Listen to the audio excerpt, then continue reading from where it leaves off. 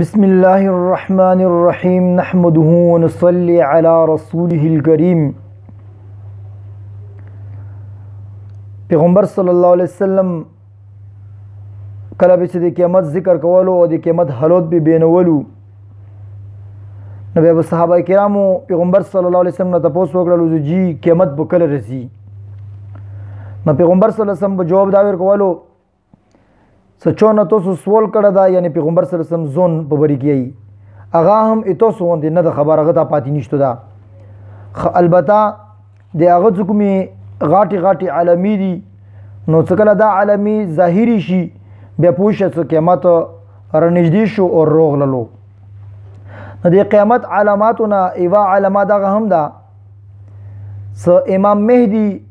رضی الله عنه به ظهور وشي. قیامت ته نږدې احادیثونه دا ثابت ہے چې امام مهدی رضی الله عنه به ظاهریږي. پیغمبر صلی الله علیه وسلم ایوی پیری حضرت امام مهدی رضی الله عنه تذکرہ وکړه او ارشاد یې فرمایي چې هو حق، یعنی د مهدی رضی الله عنه راتلل یقیني ده، په دې کې هیڅ شک نشته ده. او هغه به د حضرت فاطمه رضی الله عنها په اولاد کې وي. پیغمبر صلی الله علیه وسلم ارشاد ده چې د مهدی نما د ایمو نامې موافق تا او د هغه د پلور نما د ایمو د پلور نامې مطابق تا، یعنی هغه نما به محمد وی او پلور نما به عبد الله وی، لکه څنګه د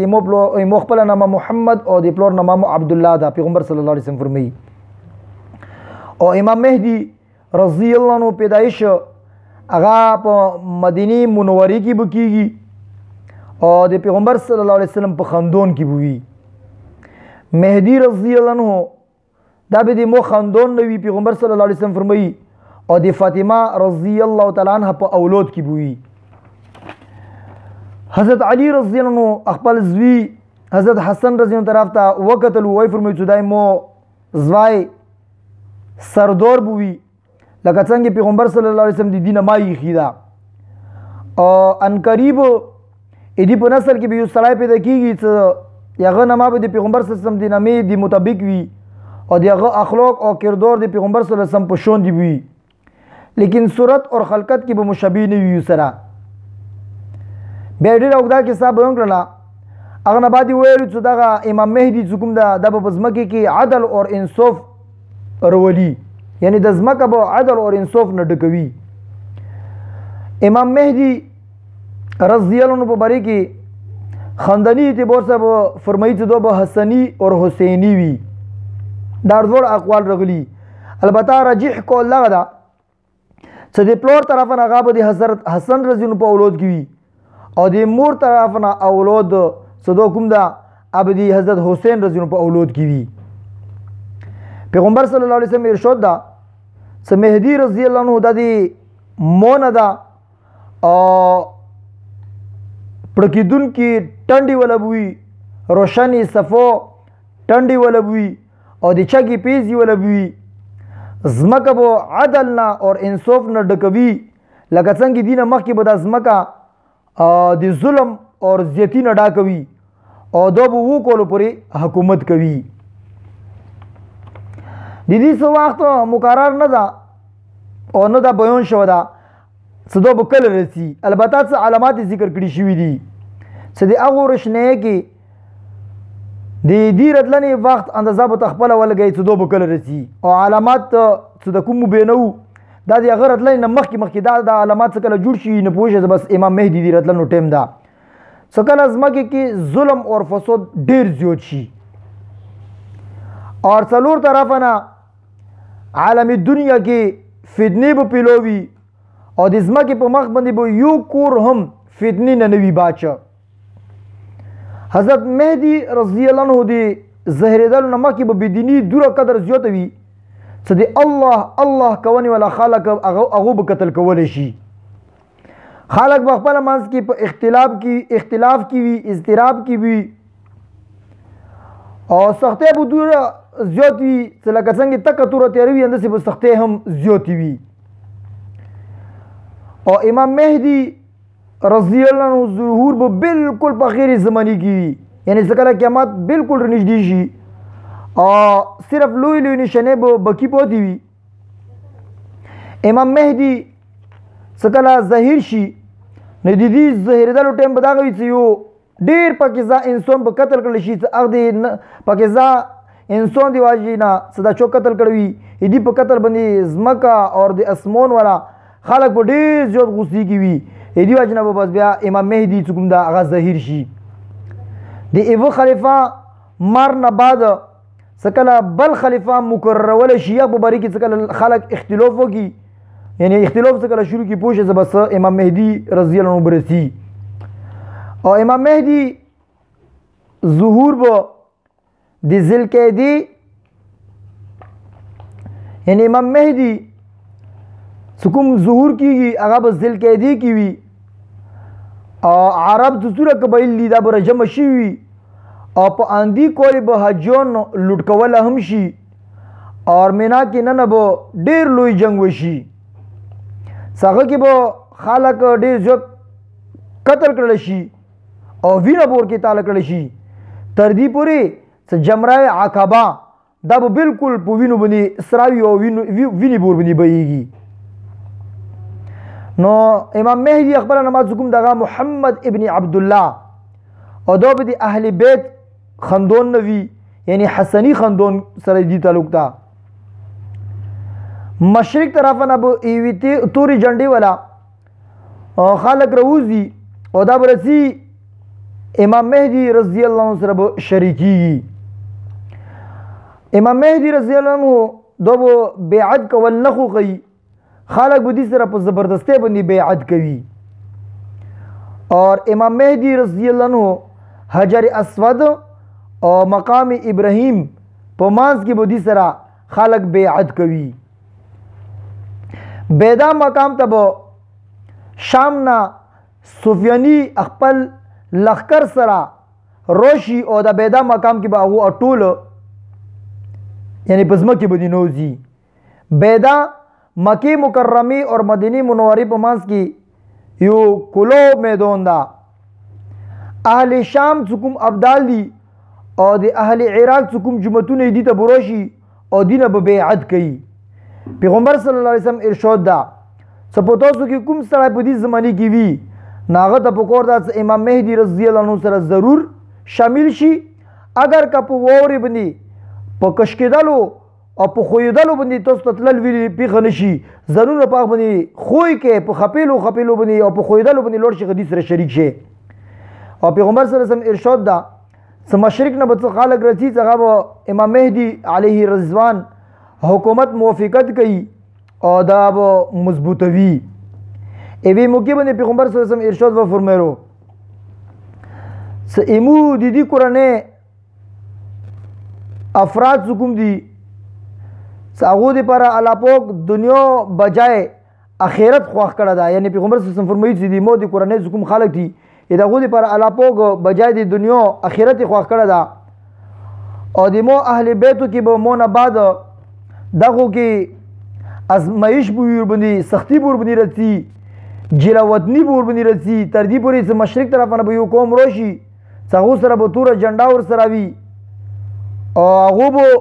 مول غواړي، هغو ته به مول نشي ورکولی، هغو به قتال کوي او د هغو به مدد نشي کولی او چې کومه خزانه هغو غواړي هغو ته به خزانه حاصله شي خو دغو به قبولوي نه، بلکې د مو اهل بیت کې به یو فرد ته حواله کېږي. دغه چې هغه امام مهدي ده هغه به زمانې کې عدل او انصاف رولي، یعنی دا زمانه به د عدل او انصاف نه ډاکوي. لکه څنګه دینه مخکې به اندغو خلکو د ځمکه د ظلم او ستم نه ډاکه کړي. نو بس تاسو کې چې کوم سړی دې زمانې کې موجود وي پکار دغه څخه دې سره ضرور شامل شي. اگر که په واورې باندې تاسو په خپلو ګنډو باندې خویدلو مقاده ته ویلي رونه شي، تاسو ویر شي خدي سره خامخا شریک شي. پیغمبر صلی الله علیه وسلم ارشاد فرمایي چې د تاسو یوه خزانه یعنی د کعبې ولا خزانه دې خاطر به 3 کسان قتال کوي او هغه به مړیږي. بیا ار 3 وړه حکمرانانو یعنی دا اردرې وړه چې کوم دي دا به د حکمرانانو بچي وي هغه خزانه به دغو کې هیچو ته هم نه میلېږي. بیا به مشرق طرف نه یو تورې جنډې سره یو کاس رچک شي هغه به تاسو داسې قتل کوي څه داسې قتل به مخکې هیچو هم نه وي کړی. او بیا دینه بعد خبرې پیغمبر صلی الله علیه وسلم وفرمایلې څه هغه روي یې زموږ ته خبرې یاد نه دي. بیا وفرمایلو څه دغه یعنی امام مهدي رضی الله عنه څه کله تاسو وګورئ بیا دینه بیعت وکړئ اگر چې که تاسو په واورې باندې په خپېلو باندې او په ښویېدلو باندې تاسو تلل ویلې پیښه نه شي لوړ شئ هغه نه بیعت وکړئ ځکه چې دا به د الله خلیفه وي. او پیغمبر صلی الله علیه وسلم د امام مهدي رضی الله عنه د لښکر او د هغه طرف نه یعنی پیغمبر صلی الله علیه وسلم فرمایي چې امام مهدي رضی الله عنه لښکر به داسې طریقې سره رسی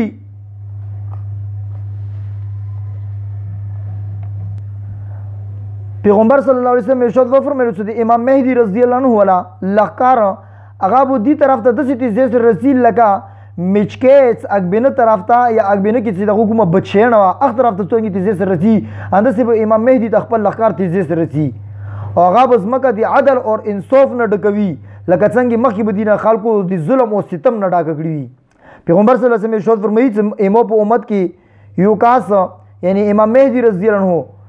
هغه سره به کسان ورسره وي د اهل بدر د تعداد برابر یعنی 314 کسان به ورسره وي. د حجر اسود او د مقام ابراهیم په منځ کې بیعت به کوي خلک او دې سره د خلافت والا او دینه بعد به د عراق والا څه اولیاء کرام او د شام والا څه ابدال رسی او دې خلیفه سره جنگ کولو لپاره به یو لښکر شام نه روان شي تر دې پورې لښکر څه کله مکې مکرمې او د مدینې منورې منځ یعنی بیدا ته سره ورسېږي اب اندیزو کې په ځمکې کې نه وځي. دینه بعد قریش نسل چې کوم د انیو طرف نه بنو کلب کې یعنی کې به یو کس وي سفیاني هغه به په دې ځای باندې چړۍ وکړي حمله به وکړي الله تعالی به هغه ته هم شکست ورکړي.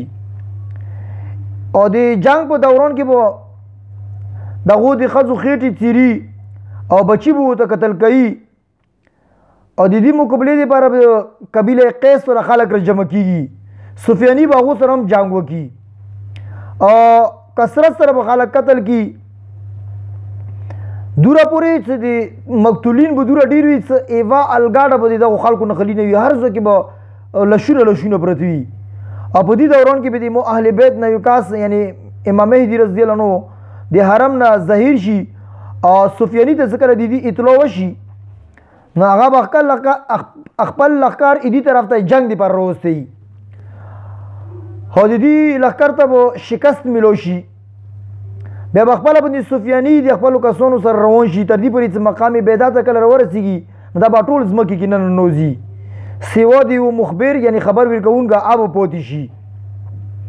امام مهدي رضی الله عنه به و یا انه کوله په ژمدای وي. پیغمبر صلی الله علیه وسلم ارشاد فرمایي چې آخري زمانه کې به الله تعالی طرف نه یو داسې خلیفه رسي څه هغه به خلکو ته مول په لاپو باندې ورکوي او دا پیسې به ګڼي هم نه بغیر د حساب به خلکو کې مول تقسیموي. او پیغمبر صلی الله علیه وسلم ارشاد فرمایي چې په آخري زمانه کې به امام مهدي پیدا کېږي الله تعالی به دې باندې ښه رنونه وروي ځمکې کې به څوڅوره پیداوار د ښه ډېر به نروځي او دا به خلکو کې برابر تقسیموي. او په دې خلافت په زمانه کې به مول زیات وي او په امت کې به دې عظمت وي و کوله یا اته کوله به دو ژمدا وي او د ما امت زړونه به استغنا اور بے پروایۍ نه بې نیازۍ نه به ډاک کي او د هغه انصاف ټولو ته عام وي خپل اواز کوونکي ته به دا حکم ویرکي چې عمومي طور باندې یو اعلان وکړه څه چا ته هم د پیسو ضرورت وي هغو ته راشي نو مسلمانانو جماعت کې به صرف یو کس ودرېږي ابو د جیمو ته د پیسو ضرورت ته نه امام مهدي رضی الله عنه به ته وایي چې تا لور شه خزنجي ته وایه چې زه ته امام مهدي رسولی یم او ته مول دیر کی دا سړی بلوړ شي خزنچي ته وایي چې زه خو ته دیر استونه ناغه به چې لمن ډاکه کوونه دو بخپل حاجت مطابق لمن ډاکه کی او خزاني نه څکه بار روزي په دی واقع به دو په دی خبرې باندې ډېر زیات خمون شي او ځل کې به وایي څوګره امت محمدیه صلی الله علیه وسلم کې ته ډېر لوی لچی اور حریصي لگا یا به دا وایي څوګره سکوم شای ایمو دی پر کفی نه ده هغه نور دی پر کفی ده دا څه عجیبه کور د وکړلو امول به ته واپس ویډی خزنچی به نه خلیو ته به څنګه یو ته چوته څه وی کو به نه واپس نه خلو و یا اته یا انو کوله به دو جمداوی به باغ نه بعد دو فوچی پیغمبر صلی الله علیه وسلم ارشاد فرمایي سید عبدالمطلب اولاد د جنت سردور ده یعنی پیغمبر صلی الله علیه وسلم فرمایي ته حضرت حمزه رضی اللہ عنہ علی رضی اللہ عنہ حسن رضی اللہ عنہ حسین رضی اللہ عنہ اور مہدی رضی اللہ عنہم پیغمبر صلی اللہ علیہ وسلم ارشاد فرمائی چې مهدی رضی اللہ عنہ د اهل بیت خندون نوی او الله تعالی په ایویش به کې دغه خلافت او د بچی صلاحیت پیدا کی او څکله دو فوت شي مسلمانان به دي جنازه وکي امام مهدی رضی اللہ عنہ دو بچی ته کې پیدا کی حضرت علی رضی اللہ عنہ فرمائی چې مهدی علیه رضوان ظهور به قیامت ته بالکل نږدې کیږي او دینه بعد بس ډیر لږ ټیم بعد قیامت شي مدینه طیبه کې به دی پیدایش کیږي او تربیت به مغزو کی کیږي مکه مکرمه کې به د سره خلک د خلافت په بری کې بیعت کوي اور بیت المقدس ته دو هجرت کوي د دې عمر سرویخ تو کولو څکل شي نسکله دینه بیعت وکړه شي په خلافت باندې نو دی خلافت دا به وو کولو پوری وي بیا به دجال روزي او د دجال قتل کولو دی پر بالا په حضرت عیسی علیه السلام اسمون رنزل کی او امام مهدی علیه رضوان به دعا کوله حضرت عیسی علیه السلام سره تیر کی او د یو کم 500 کولو کې یعنی 49 کول عمر کې به دو وفات شي دا به حضرت فاطمه رضی الله عنها په نسل کې وي اور دوه طرف نه سردور وي ایدی نما عبدالله او دی پلور نما ایدی نما محمد اخبر نما او دی پلور نما بی عبدالله وی لکه څنګه سیرت او صورت کې بچای دی پلور په شوندې اندانو نه بدو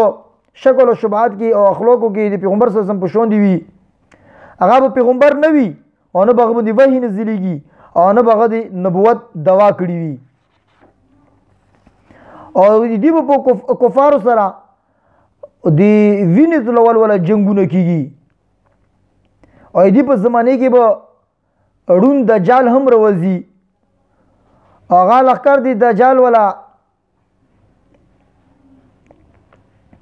یعنی هغه لخر دی دجال په مخ کې به محاصره کې روشي بالکل دی سبئی المنزنه بعد دجال قتل کولو دی پر به عیسی علیه السلام اسمون نر نازل شي او د سبئی المنز امام مهدی علیه رضوان یغه په اقتدا کې عیسی علیه السلام پړو کوي یعنی امام مهدی رضی الله عنه المنزل بعد به دجال په مخې باندې روان شي هغه لعین به وتختی او عیسی علیه السلام به دی پسې ورپسې شي تر دې پورې چې باب لوط باندې به دو قتل کی او د دجال ولا کوم لخر دا یهودیت او نصرانیت دا یو نشان به میټو کی عیسی علیه السلام نو امام مهدی دا به عیسی علیه السلام څخه کله نذیر شیخ سره بدوا کول او سره وی اغنبات به دو وفات شي نو عیسی علیه السلام څخه کله رسی دا به دجال په ټیم کې رسی نو ان شاء الله تعالی دجال به څنګه رسی شب کوي او کوم واقع به رسی دا حالت به مو بینو ټیم سره الله تعالی د متوسط په دې باندې پوهه امر نصیب کی سمجھ امر نصیب کی حالات سړی وګوري چې د کوم حالات بیان شو څه امام مهدی رضی الله عنه په دې حالات کې روزي آیا حالات خو په دې ټیم کې نشته دي کوي سړی او وسنه تیری شروع کی سی الله ته مو ته هم د امام مهدی رضی الله سره په لخر کې د شرکت کولو توفیق نصیب کی الله تعالی د متوسط د قیامت تر نږدې څوره فتنې دي دغه نظر په متوسط حفاظت و فرمایي واخر دعوانا عن الحمد لله رب العالمين آمين برحمتك يا ارحم الراحمين.